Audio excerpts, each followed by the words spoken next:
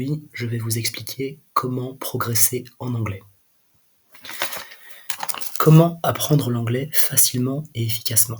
Alors ce que vous devez bien comprendre, c'est que apprendre l'anglais de manière efficace demande de la patience, de la régularité, de la persévérance et une approche variée. Voici quelques conseils pour bien maîtriser cette langue. Le premier conseil que je pourrais vous donner, c'est de fixer des objectifs clairs. Définir des objectifs spécifiques, comme par exemple apprendre 20 nouveaux mots par semaine, ou regarder un film en anglais sans sous-titres d'ici 3 mois. Ces objectifs doivent être mesurables et atteignables pour éviter la frustration et garder la motivation. Diviser, on va dire, les grands objectifs en petits objectifs assez facilement atteignables. Le second conseil que je pourrais vous préconiser, c'est de pratiquer tous les jours. La régularité est la clé.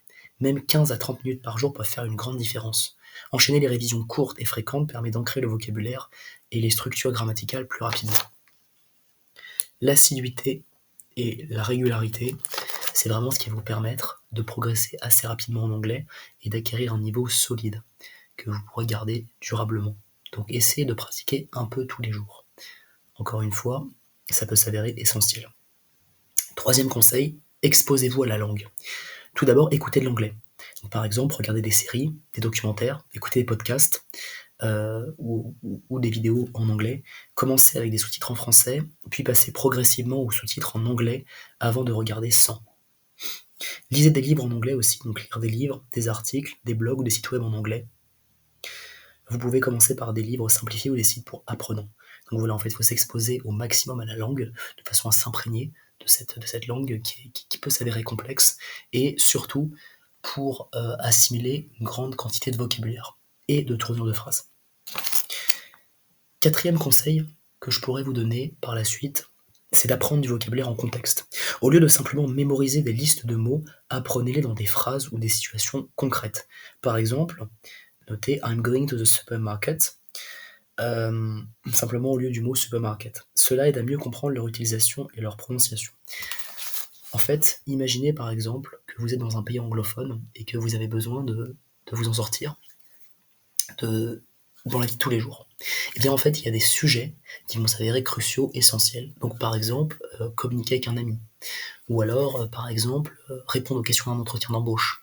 Ou par exemple, être capable de comprendre et surtout de répondre aux questions durant un dîner de famille. C'est des situations du quotidien, on va dire, mais qui pourtant se produiront peut-être, voire sans doute, si vous êtes dans un pays anglophone, et donc vous devez préparer en amont ces situations, les visualiser, et être à même de répondre lorsqu'elles se produiront en fait. Imaginez-vous dans des situations concrètes de la vie de tous les jours, et dites-vous, ok, là de quelle phrase est-ce que j'aurais besoin, et de quel mot de vocabulaire est-ce que voilà, je nécessite.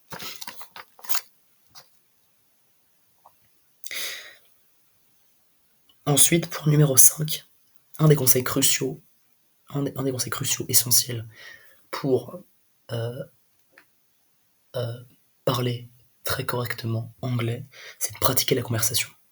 Parler avec des anglophones ou d'autres apprenants est essentiel. Cela donc vous permet de vous entraîner, de pratiquer votre prononciation et en fait déjà de vous imprégner et de vous habituer aux intonations et aux tournures de phrases courantes. Donc le fait de pratiquer, c'est vraiment, je dirais, un versant essentiel dans l'apprentissage de la langue. Donc le fait, par exemple, voilà, de converser avec des Anglais, ça peut être de situations de la vie de tous les jours, mais ça peut aussi être de sujets qui vous intéressent. Ce que je peux vous recommander aussi, c'est de parler de sujets voilà, qui vous tiennent à cœur, qui vous intéressent, qui vous passionnent. Donc si par exemple vous aimez l'astronomie, renseignez-vous, lisez des articles en anglais en astronomie, regardez des vidéos, des documentaires sur l'astronomie en anglais, et ensuite parlez-en. Parlez-en avec d'autres passionnés, donc ça peut être sur les réseaux sociaux, mais encore mieux, ça peut être dans la vraie vie. Et comme c'est un sujet qui vous tient à cœur, qui vous intéresse, vous allez voir que vous avez déjà des connaissances, et donc vous saurez en parler en fait. Et ça vous permettra de vous exprimer très correctement en anglais, et ça évitera en fait, si vous voulez, que votre manque de vocabulaire vienne entraver votre capacité à communiquer.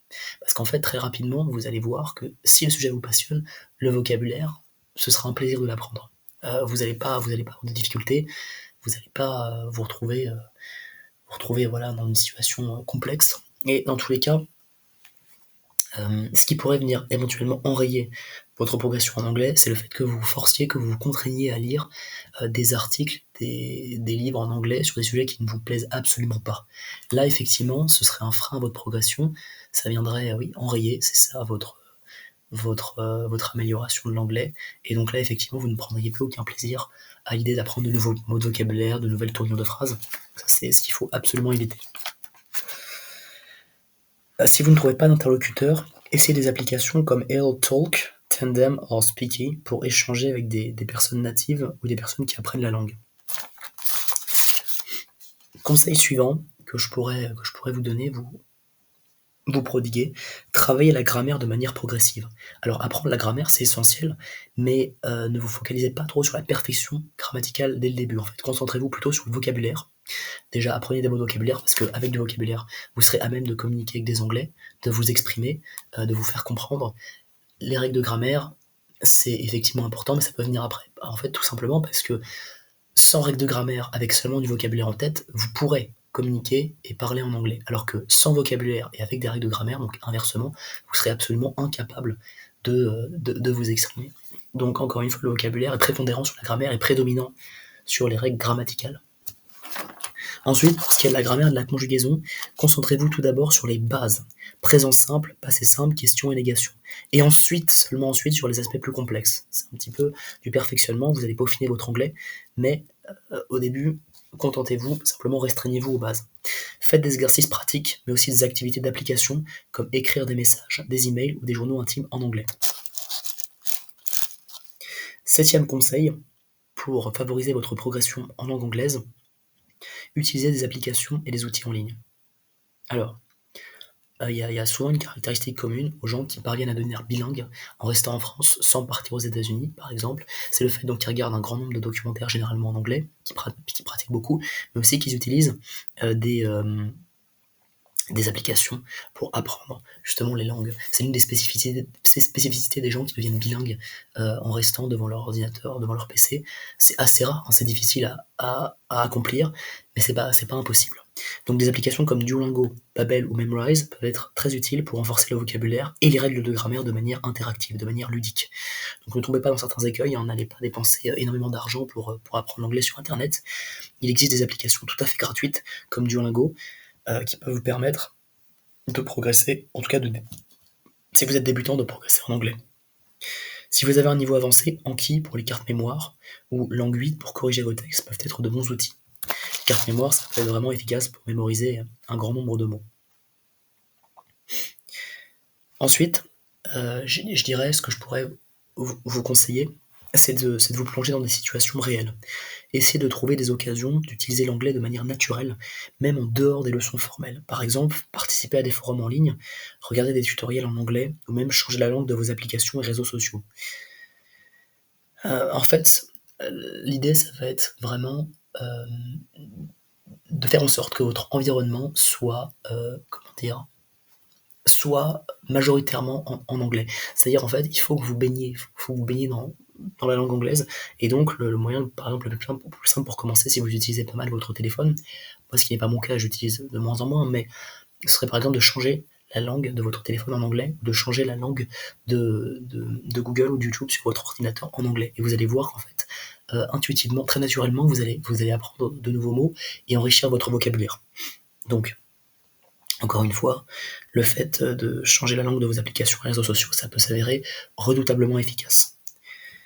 Ensuite, avant-dernier conseil, c'est de ne pas avoir peur de faire des erreurs. L'une des raisons pour lesquelles beaucoup de gens hésitent à parler en anglais est la peur de faire des erreurs. Pourtant, c'est en faisant des erreurs qu'on progresse. C'est le seul et unique moyen, en fait, de s'améliorer, c'est donc de faire des erreurs, et surtout d'être corrigé. Il faut apprécier la correction, vous faites une erreur, vous êtes corrigé, et ensuite vous vous améliorez. Mais apprendre sans être corrigé, c'est très complexe. Donc, encore une fois, l'important est de comprendre et de se faire comprendre. Le perfectionnement viendra avec le temps et la pratique. Enfin, dernier conseil, c'est le dernier, mais c'est pas des moindres, donc c'est peut-être l'un des plus importants d'ailleurs, c'est d'être patient et persévérant. La progression en langue étrangère est souvent lente au début, mais ne vous découragez surtout pas. Soyez persévérant, tenace, opiniâtre.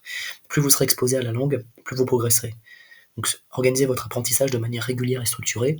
Il faut aussi faire preuve de sagacité et savoir en fait privilégier ce qui est le plus important.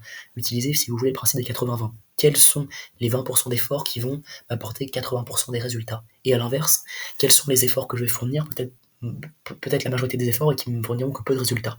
Concentrez-vous uniquement sur les efforts qui vous fournissent le plus de résultats. Par exemple, ça peut être le fait de regarder des documentaires en langue anglaise, ça peut être le fait d'écouter de la musique, ça peut être le fait de pratiquer. Et ça va permettre de progresser à vitesse grand V. Au contraire, peut-être que le fait de faire un grand nombre d'exercices de grammaire, ça va pas s'avérer si utile que ça au final. Donc voilà, soyez persévérants et centrez-vous vraiment sur ce qui vous apporte le plus de résultats, sur ce qui est essentiel. Alors, en guise de conclusion, pour bien apprendre l'anglais, il faut être constant, persévérer, se diversifier dans les méthodes, écoute, lecture, écriture, conversation, et surtout ne pas avoir peur de faire des erreurs. La clé est la pratique régulière et l'exposition à la langue dans des contextes réels. Voilà, donc l'assiduité, vraiment la régularité, et le fait de se projeter dans le réel, d'essayer d'utiliser l'anglais en l'appliquant concrètement, ça c'est vraiment primordial.